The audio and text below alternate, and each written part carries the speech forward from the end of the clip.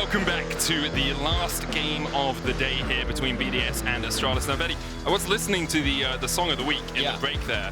Do you see what it was called? No, I didn't. Alone Again. Alone Again? And I'm just wondering, it was Valentine's this week. Yeah. Do you think someone on our production staff just was a bit sad and was like, what should we get for the song of the week? Alone Again! I'm sorry, I was sad this week. You're just going to call someone out like that, Medic? I don't know who it was. Was it you, Kevin? Huh? Huh, Kevin? Why you got to be mean to Kevin, man? I mean... He's an aloof man. He is very aloof. He's not even on our broadcast anymore. No, but they didn't need to know that. Just call out Kevin. It's just what we do. Catching strays over here.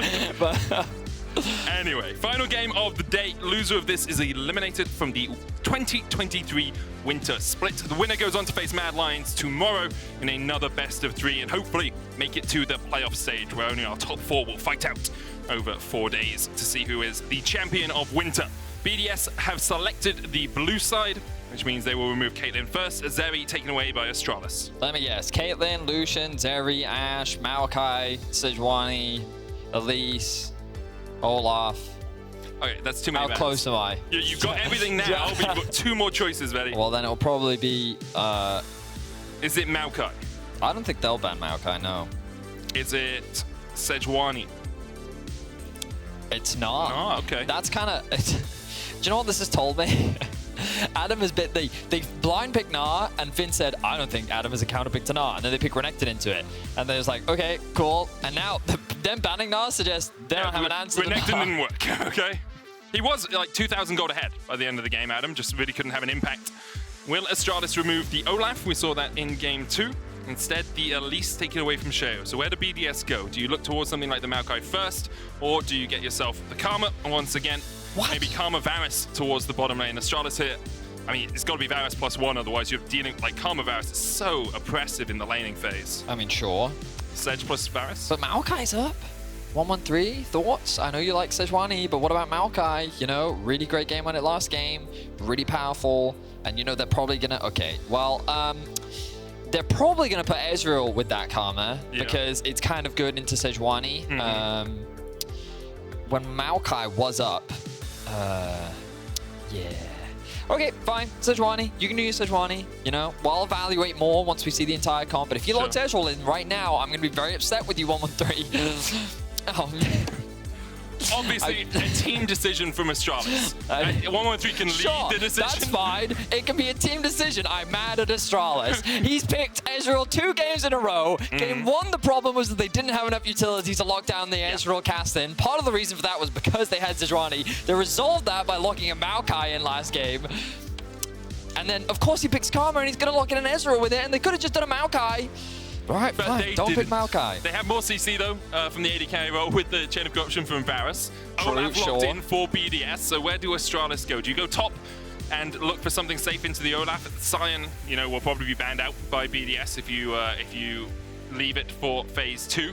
Kled was banned in game 1, and Blomster Finn was his name all those years ago when it was a Kled one-trick. Finn brings out the mounted Kled on top of Skarl, and we'll see how much damage you can do up towards that top side. I think Astralis really needs something to protect Kobbe from this Viking. What that is, I don't really know. I was gonna say like a Karma would be great, but that's not an option.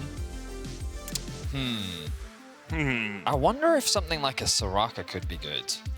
Yeah, the problem with Soraka is you suffered the same fate that JeongHoon did on the Lux in game 1, where you just get run down.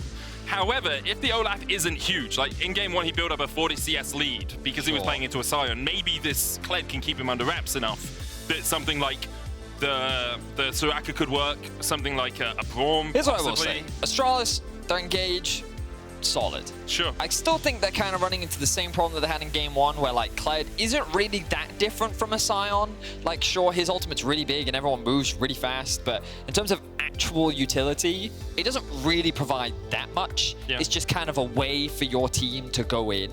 Does have more damage than a Sion as well. I mean, for sure. It definitely has more of a side lane threat, and I definitely think it's a lane that you could even play around if you wanted to.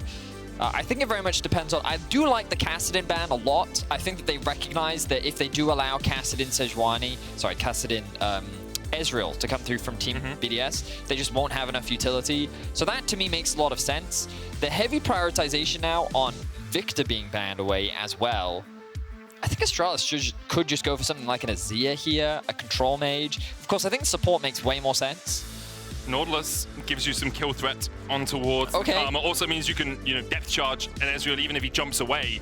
He's still going to get chased with that Nautilus ultimate. They are just trying to stack up on utility and ways to win in the team fight. Understandably. It's not a huge amount of appeal for the Varus, but that's just something that Kobbe's going to have to deal with. One of the advantages, I think you could argue, is that Olaf is right now separating himself from everyone else. You've got a lot of range with Azir and Ezreal, and Olaf doesn't really want to do that. He wants to dive in. So if he does, in fact, dive in, okay, pairing this up with the Wukong does make things a little bit better, because then you have the range from the Ezreal and the Azir, and then you've got the dive. Potentially, yeah, exactly. So that makes a little bit more sense. So now at least Adam has a dive buddy. I don't love Yone. It's not going to happen. There's no AP. Like, there's no way you pick Yone. You can't. No, you can't. They can pick Aurelion Sol. They can also pick the Akali. I like Akali. It would just be old Aurelion Sol rather than new Aurelion Sol. Oh, probably would be. Yeah, you're right. But yes, it's Akali instead. We talked a little bit about it in the draft of Game 1. The combination of a melee mid with a Sejuani can give you some kill threat because you managed to proc up that passive a little bit quicker. Sylas was the other option, but not many good ultimates for Dajor to steal away. No, Sylas was banned. Oh, Sylas was banned, so it wasn't even an option. No, he wasn't. I just like Akali into Ezreal, frankly. I think that Ezreal is a very squishy AD carry, and like, truth be told, there's not much that he can do to stop an Akali. So she has really easy access onto the backline. Once at level 6, you also have a lot of kill threat mid, but arguably even before that, you can force the Azir flash out. I don't know why I want to keep saying Sejuani. It's probably because my follow-up line was Sejuani plus melee champions means that she can easily proc her E and set up some nice CC. So yeah, I do quite like Astralis' comp. I feel like BDS have just continued to go for what they've always gone for. The biggest difference now is that rather than having more mobility, they just have range. So with the Azir, you have a little bit more peel. You're a little bit more of the, well, not more on the scaling side, but you are a little bit more defensive rather than looking to dive in alongside the Wukong and the Azir like you were on the Kassadin. But I think that Astralis is still pretty happy with the amount of utility that they have and the lockdown threat that they have. So yeah, we'll see if Astralis can look to make a reverse sweep effectively, or whether or not BDS can stay strong. We're in our final game of the best of 3. One team's eliminated, one team moves forward. Let's see who it is.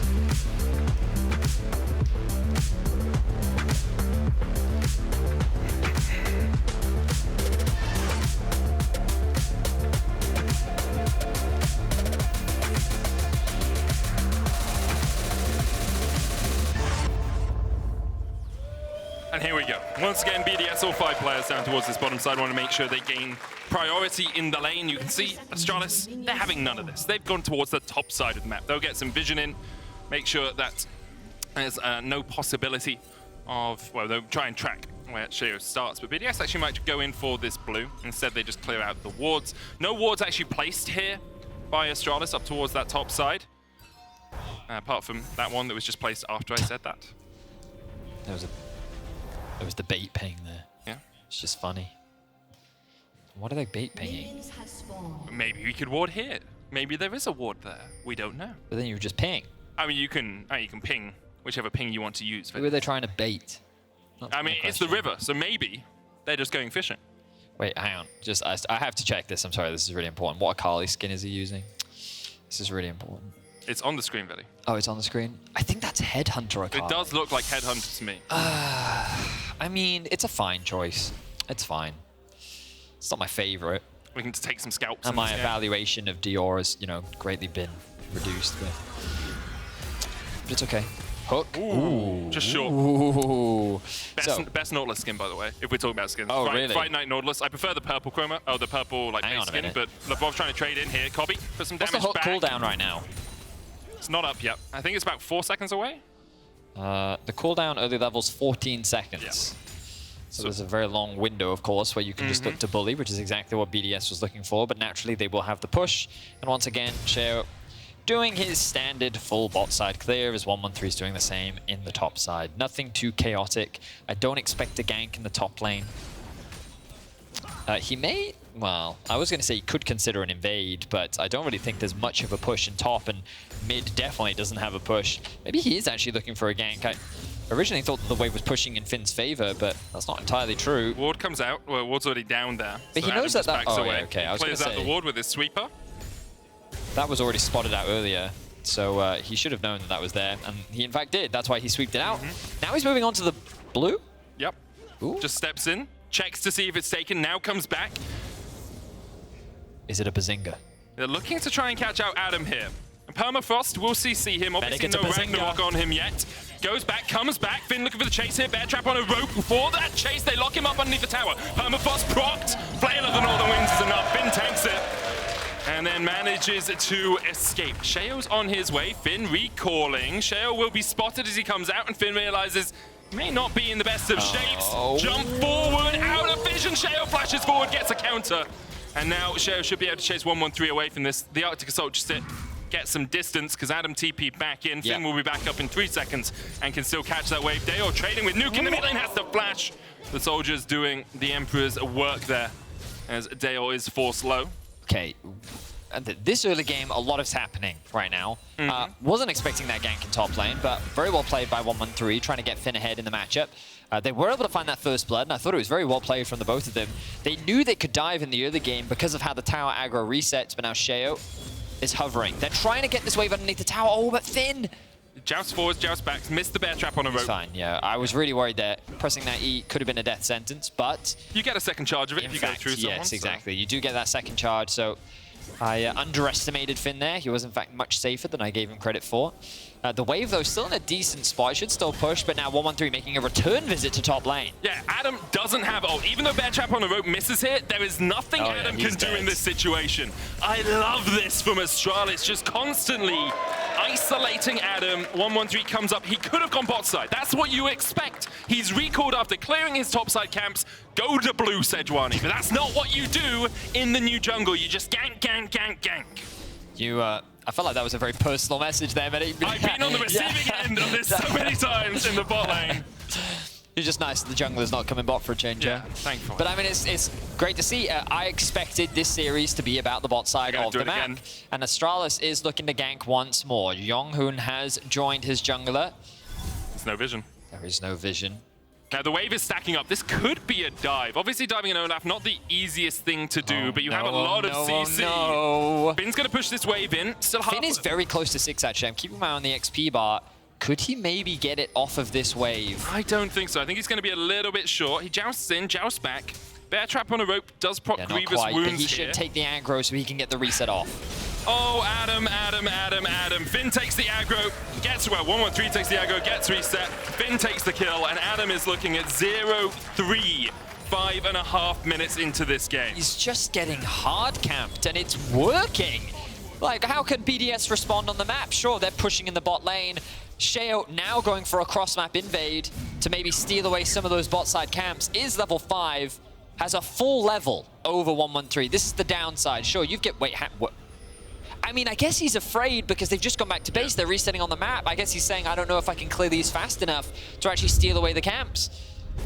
But there's really little to break down here. It's a very clean dive. They actually have one... I think the reason why 1-1-3 tanks the tower is because Finn is the main damage source here, right? So you want his passive to land onto Adam. You want to make sure that he's the one getting all the damage off. And 1-1-3, look, he's going to apply the passive. We don't have time to fight the bot lane. Labrov has pushed a little bit too far forward here. They were keeping Kobbe away from the tower, but all their good work has been for naught. Kobbe evens out the gold in that bottom lane, and Astralis got another kill. 1-1-3 has been everywhere on the map, and Sheo just can't keep up. I mean, 1-1-3 has said, camps, useless. Ganking is my profession now, and it is working beautifully. He's averaging 1 camp a minute. Yeah. He's had like Do you know what else he's doing? He's averaging 1 kill a minute too, Medic. Crazy. That's not quite accurate, but it sounds good. So. Oh, yeah, nor was mine, actually. He was 16 camp, 4 camps in like 7 minutes. Stats are close enough, and that's all that matters. Medic Astralis find themselves with a 1.5k gold lead, and they have advantages top, they have advantages bot.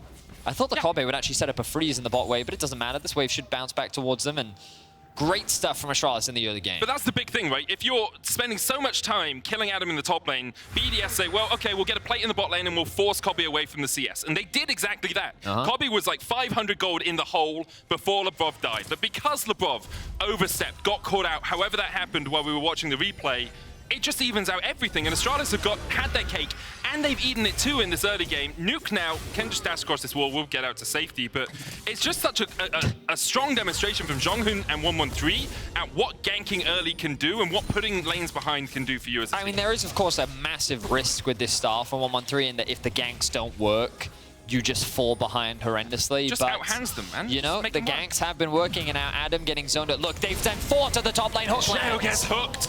Dayo's on his way as well, the perfect execution of possibility. Sheo tries to get to the wall, but Dayo slays him where he stands. Labrov joins the party, but it's just not enough for BDS. Adam continues to be forced away from his tower. Observers, can you very quickly show us the top wave? How much is Adam losing right now? Look at this massive wave that's just being completely denied. A plate will not be collected by Finn, but it's worth it in that he is just denying Adam so much. Level 5 to level 8. Adam can't get anywhere near the tower. This is everyone in solo queue has experienced this at least once in their life, and now we're witnessing it live in a professional game. Oh, it's so much. It's just bleeding away. C'est pas bien for Adam right now in that top lane. The plate it's painful to watch. It's another wave! And he's back in base. Go, Adam? So he is doing. So Kadril told me this, and so did Yamato, actually. He's got double his gold. He's literally got double his gold. Holy man. But Yamato and Kadril, I've had the pleasure of playing duo queue with both of them, and weirdly enough, I've been in this situation with both of them. And both of them always say, when top is doomed, forget top. They used a different word, but forget top. And so you just roam. You just roam instead. You roam somewhere else on the map. You look for a play, you look for a pick, you look for anything. You group up with your jungler, and you try and do something. Because sitting top lane is really not going to net you any type of advantage. You're just going to lose more. So you may as well use your time to try and find a pick, find a play, something else on the map. He was able to catch a wave. But don't be surprised to see Adam looking for crazy TP plays bot lane, maybe trying to force an early dragon, just doing things to kind of catch Astralis off guard so that they can do something on so that they can do something, and at the very least, like one shutdown is all Adam needs to maybe get back into the game a little bit. Yeah, because the problem for Adam is Finn has finished his mythic. That's an eclipse on the Kled, and Adam doesn't have those little goggles that give you, the small pinpoints of vision, as Dayo is caught out in the mid lane. So Adam can't stare into that eclipse on Finn. It's going to be so difficult for him to ever deal with that lane. Instead, he comes down towards this river. You saw Dayo escaping with his flash. Glacial Prism used. 113 will smite away the dragon. Adam does now have the Ragnarok, but won't use it to chase any further. And Astralis, once again, get everything as Crownie stepped forward and was caught in the chains of corruption, shackled to his doom. And Astralis are running the map, Vedi. It's crazy how quickly this game has exploded for Astralis. We have not seen an early game like this. Well, it was the Astralis Fnatic game where we last saw an early game like this. 113 was just completely controlling the jungle and dominating in the early game. It resulted in a massive stomp for Astralis. But I think coming into this series, people did not expect Astralis to be the favorites. And for them to have such a convincing performance against BDS like they're having right now, incredible to see. And what are the options really for Adam, for this team, as they're put so far behind in the early game? I thought that Adam maybe would try to set up a freeze in top lane so we could get some farm back, but look at Finn. We talked about getting out onto the map. Just charge it. Finn is looking for something bot lane. The dive is being set up. Sejuani is creating the flank. And like a Kia, he's charged up. Is he going to be charging forward, Vedi? Nope. Did you just quote the lyrics of I Want the LEC Back? Yes. Is that what you just did? Yes, I did. That would be movement that inspires if he did go in. But for the moment, just going to stay static as Dayo trying to escape here in the mid lane. Nuke looks for the shuffle, lands it. TP coming in. Dayo able to dodge away, and everything to BDS is just nullified by Dayo. Adam is able to push in a wave in the top lane, but Finn can charge up there and catch it. Doesn't even need to use the ultimate. Meanwhile, in the bot lane, 113 and Kobbe wail away at this tower. That's going to be a second full turret by 12 minutes about 15 seconds or so. And credit not only to Finn, but also to 113. We doubted this Sejuani pick in game 1. He had no effect on the map, but here in game 3, he's been involved in every single kill his team has acquired. JeongHoon dashes away, and even against the support, BDS can't find purchase. Things are falling apart. 12.5 minutes in, 113 will have his completed item. Finn the bear trap. Lands the bear trap. Brings him back, lets Grievous Wounds prop, the Eclipse coming in as well, and Adam flashes away. Damn, chooses to flash away rather than burn the ultimate. Wants to hold on to that for now.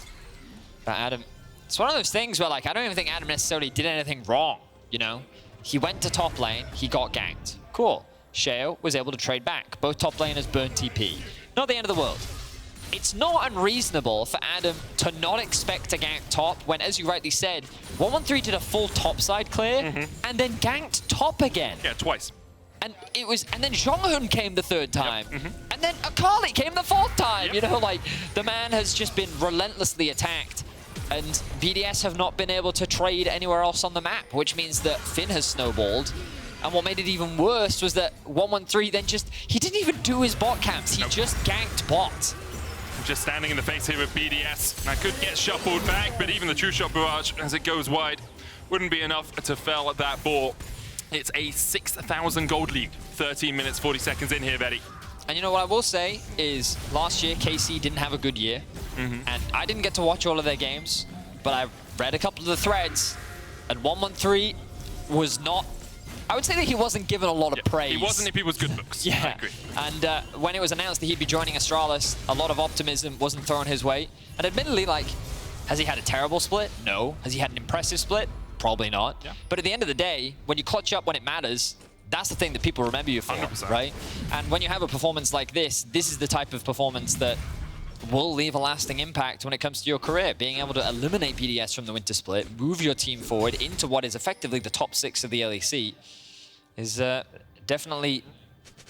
I mean, props to him for being able to persevere through it. Especially, it's the first time Astralis has been in the bracket stage of any LEC competition as well. You know, they're here in their 5th split. They make it to the bracket stage. They're not the first team to be eliminated. If they win this game, obviously, things are looking very good for them right now. And then you have the chance to take on Mad Lions tomorrow. You have the chance to have another performance like this and begin to... It would be a rematch, I believe. It would. Have another opportunity to play against the Mad Lions, who fell short to G2. But of course, Astralis still need to end this game. Obviously, Medic and I right now are talking from a position where it looks like this game is done and dusted, and I'm sure many of you at home can understand why, given the massive gold deficit. I'm not going to say that BDS can't win this game, but on average, teams normally don't.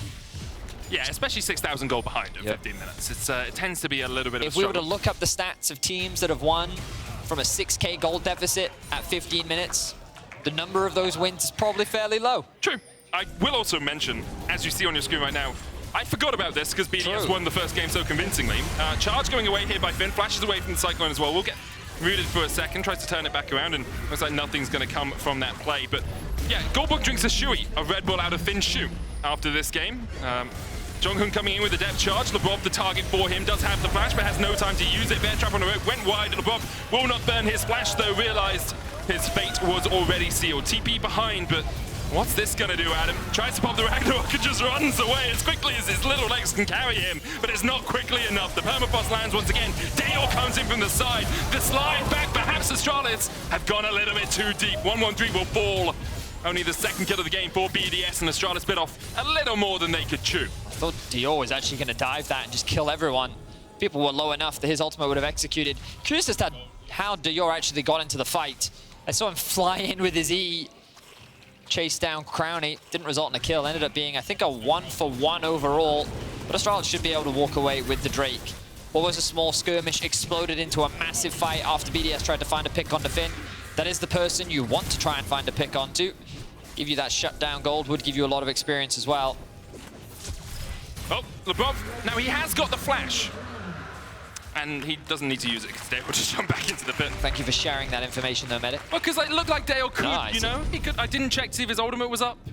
I thanked you for sharing that information. I appreciate you, Betty. I appreciate you. Right Share now, a lot of information. Astralis are very thankful for 113 for sharing this gold around in the early game. We can see again this pick onto Labrov. Really nowhere for him to move. He could try and flash, but where are you going to go? You're just going to get chased out. TP comes in behind, and I think Astralis go... Oh, that's how he got into the fight. Cute. That's cute. Take the shuriken. I knew he came in from somewhere. I was just like, I swear his E followed...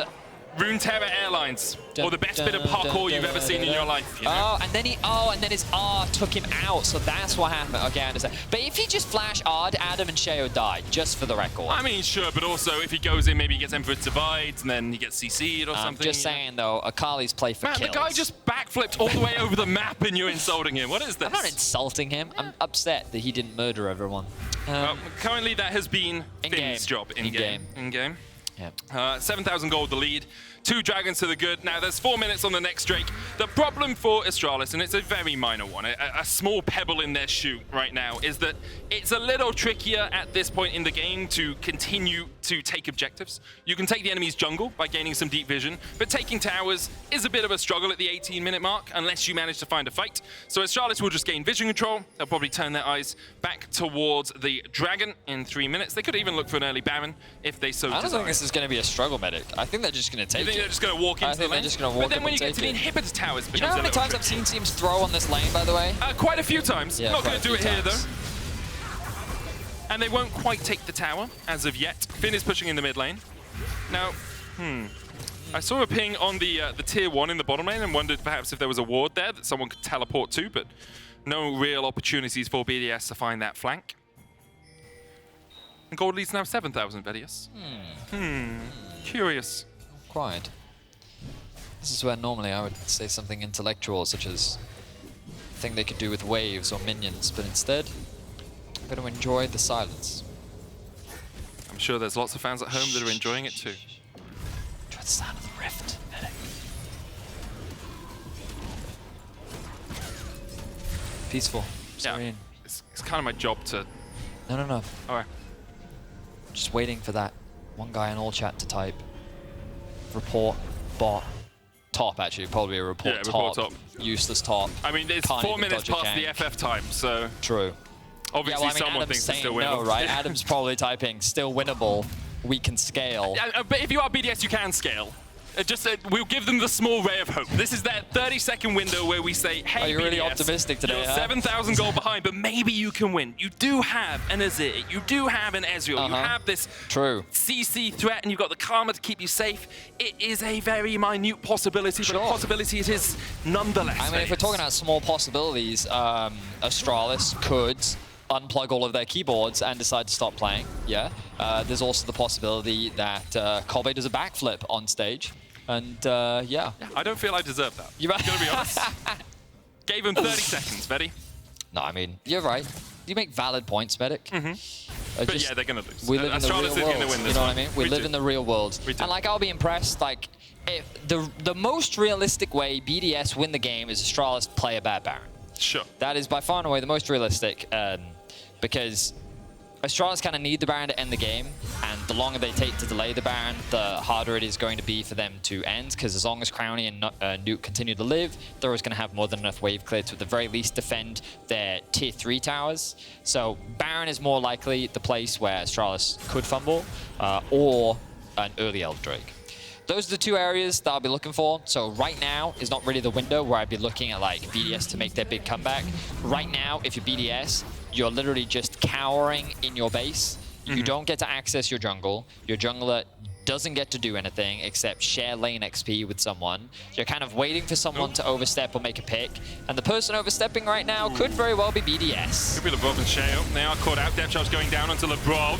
Cyclone used for the knocker, but Labrov is already down to half HP. Trying to get the Mantra W out here, but he's just not going to be able to survive. 113 takes him. And BDS licking their wounds once again. TP to the mid lane. Now, is this the fumbled Baron, Vedius? Well, this is kind of what they're hoping for, but don't need to do it. Just go to the dragon. Okay, yeah, I mean, that's also fine. But BDS, this is why you can't really move anywhere other than your base, because Astralis own everything. They've got wards everywhere. They have complete control over the map. and you don't get to really do things unless you're very confident as to where Astralis is. So for example, Sheo right now can do his topside camps, while Astralis do Baron, because you're pretty confident as to where they are, and the top lane can be pushed out, because again, you know Astralis is on the bot side of the map. Adam's the one that's at the most danger right now. He'll probably try and catch these waves and then back off. And it looks like he's going to do that right now. But yeah, your best bet right now is to hope that Astralis pick a fumble, which is never the position you really want to be in when you're in an elimination match. But the early game was just so good from Astralis that it's a very difficult game to be able to bounce back from. There is always the scaling argument, but you're going to have to scale for a long time. And even that argument... Yeah, they don't 100% definitely win like a fully equipped fight. Even if that Azir is 3 items, like, I can still see ways in which Astralis can quite comfortably win the 5v5, so... Well, we'll have to see if BDS are able to delay this game any further. 8,000 gold the lead, 4 minutes on the Infernal Soul. We'll give credit once again to 113. 8 out of 8 kill participation so far this game. It's definitely been the driver for Astralis' success, at least in this match. Finn as well had a very good end to the split after at times being a little bit disappointing throughout the course of the regular season. But his gangplank game against SK that pulled them back from the brink, that really got them into that final berth in the group stage. He's once again showing just how much he can perform when it really comes down to the crunch. Baron started up. Where are the TP wards? Well, Adam's in the bottom lane and he doesn't have teleport, so it doesn't really matter where the ward is because he wouldn't be able to go to it anyway. However, Astralis, they don't want to do that one anymore. They'll go back, let Dajor push in the bottom lane.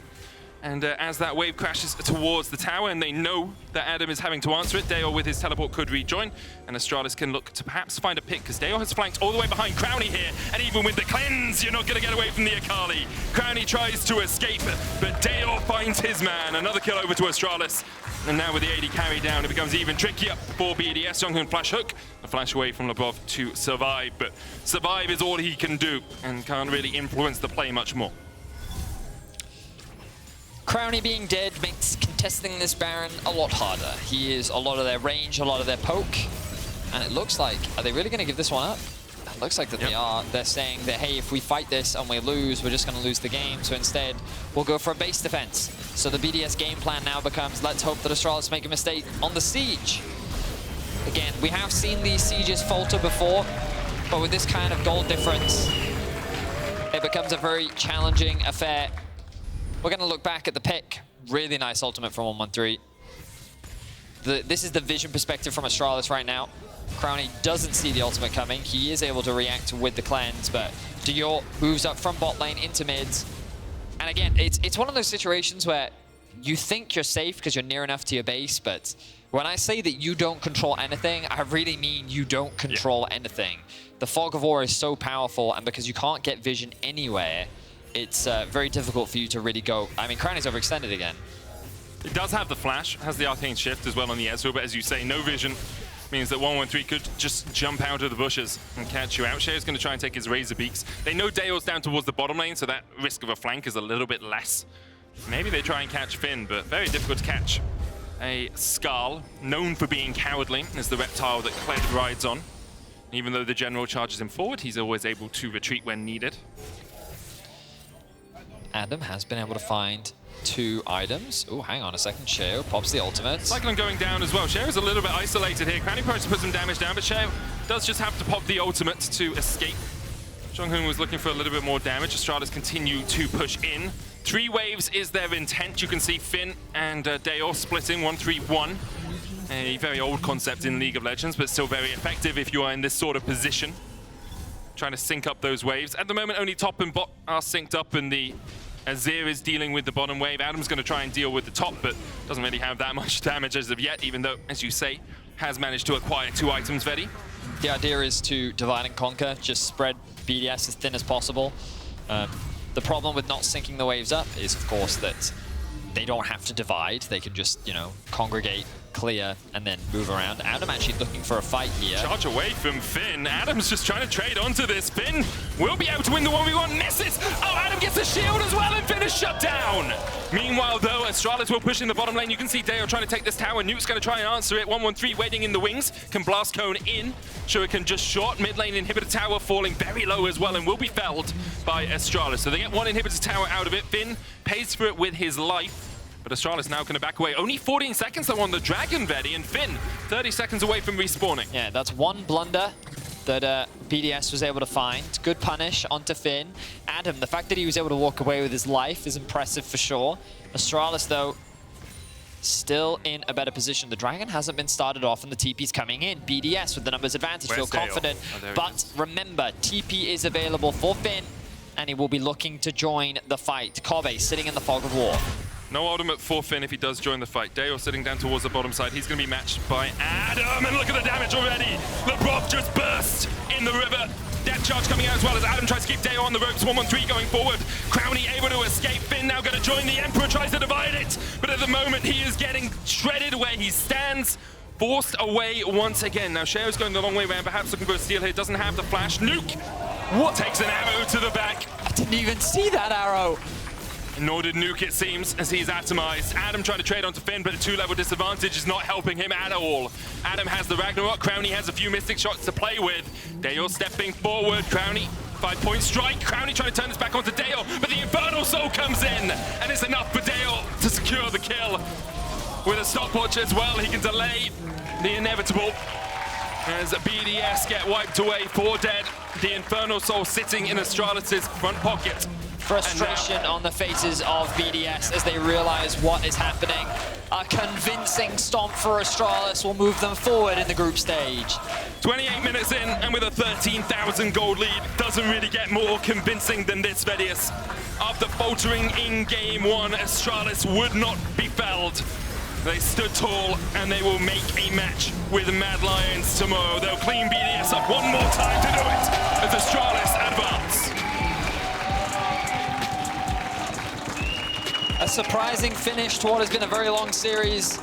1-1-3 with a very impressive early game. Was able to shut down Adam in the top lane and secure a big win. Of course, BDS must feel frustrated off the back of that. They came so close, both against G2 and Astralis, falling short in that third and final game both times. But overall, I think they can be pretty happy with their first split together. A lot of promising performances. I think it was a 4-6 or a 5-5 regular season finish. Overall, very solid. And remember that this team, while a lot of familiar faces, largely still bits and pieces combined from new faces with their academy team, established LEC players, and a team that will only continue to grow from here. Yeah, definite growth for them as an organization and as a team across the course of winter. We have 2 more splits this year, and then of course the seasonal finals. So BDS have much more time to prove. You guys can come through here if you want. Yeah, that's fine, guys. Good. Congratulations once again to Astralis. Very convincing win in that game 3. It was a close back and forth, great adaptation from them throughout the series, and now they'll have an opportunity to rematch Mad Lions, but they don't have much time to prep as they immediately go into their best of 3 tomorrow. That's the thing, it's a breakneck pace, this schedule. Like you play a best of 3 tomorrow, then next week you might have 3 best of 5s to play, or 2 best of 5s, 3 best of 5s to play. Yeah, it's lower bracket, then the lower bracket final, and then the grand final if you make it all the way through, right? So yeah, it's breakneck. It hurts if you lose. If you lose a couple of games here or there. But it depends on your perspective. Some players like that. Some players feel more warmed up, more focused because you start the weekend with games. But we'll have to see how Astralis come in because Mad Lions were able to watch this series and they probably learn a lot and they're going to be ready for Astralis coming into tomorrow. Maybe we'll look to ban out that Maokai. Player of the series at LEC on Twitter, Finn, Kobbe, and JeongHoon are all your options. I think like 1-1-3 obviously in the final game had a really good performance across the even on the Maokai game. I think he was solid, as you know, was Dajor in the mid lane, but Finn, Kobbe, and JeongHoon are the 3 that we have nominated for you to vote on. For sure. You can head on over to Twitter and vote for them. You can. And as a reminder, once again, we have games today, we have games tomorrow, we have games on Monday. Next week, the games start on Friday. We have a best of 5 on Monday between G2 and Koi. And then next week on Friday, the best of 5s will begin along with the finals weekend for the LEC Winter Split. We're going to keep saying it because you guys might be used to the so much League of Saturday, Legends. Sunday, Monday schedule, but next week it will be starting on the Friday. The day, it still feels like the LEC should start on Friday to me. I like my girlfriend would be like, "I'm going to work," and I'm like, "Yeah, I'm working tonight as well." And it's like, "Oh no, wait, it's Friday. I'm not working today." Anyway, reminder that Goldberg is going to have to do a shoey in PGL after the interview out of Finn's shoe. I hope it's nice and sweaty for him. We're going to hand it over to Laure and Dale for our post-game interview. Thank you, Medic. Thank you, Vedius, and thank you, Dajor, for joining me. Congrats on taking down BDS today. First impressions. Thank you, Valée.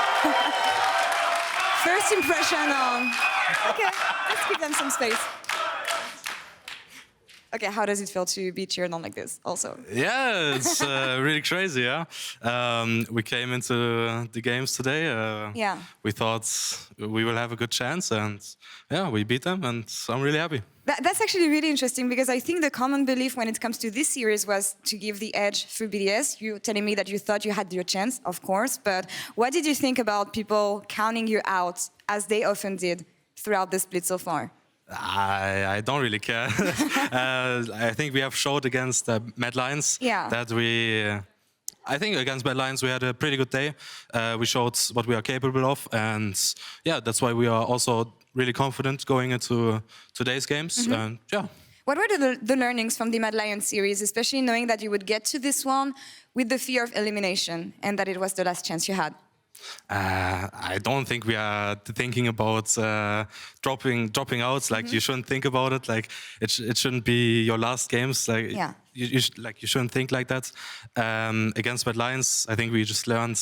Yeah, we just take the games like we just play League of Legends and it will work out. You make it sound so easy, but for me, when I think of the beginning of the split you had into coming back, making the miracle run, bouncing back today as well. I know that for you, it's the right mindset to have, and I think it's the mindset that any competitor should have. But what allowed you to keep this mindset? Because I remember you guys mentioning Finn in bringing the spirits up, but what else is there within Astralis that's just keeping you guys alive and hyped? Yeah, like you said, it was really rough in the beginning, 0-5. After every loss, I'm just in my bed, kind of crying, but not really crying, right? No. But then I have to say, big props to my assistant coach. He really showed me the door, I would say. Like the worst thing that can happen, it's a loss, right? And it doesn't really matter because you learn from it. Either you lose and learn from it. It doesn't matter. And yeah, that was the biggest thing for me.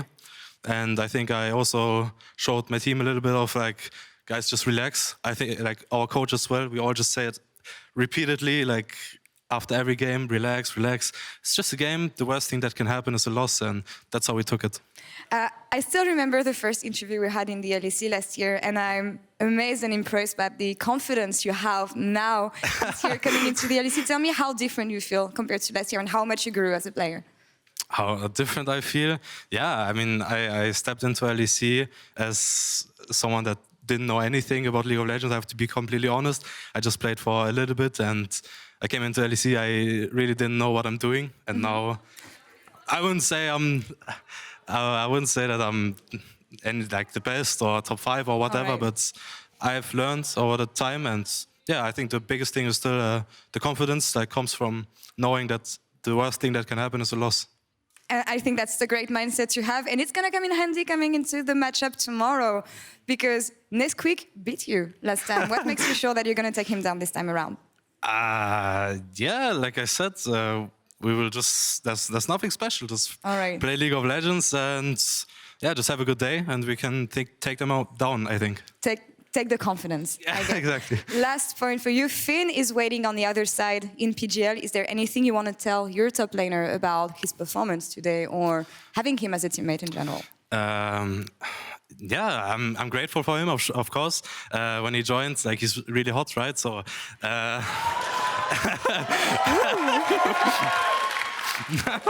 I mean,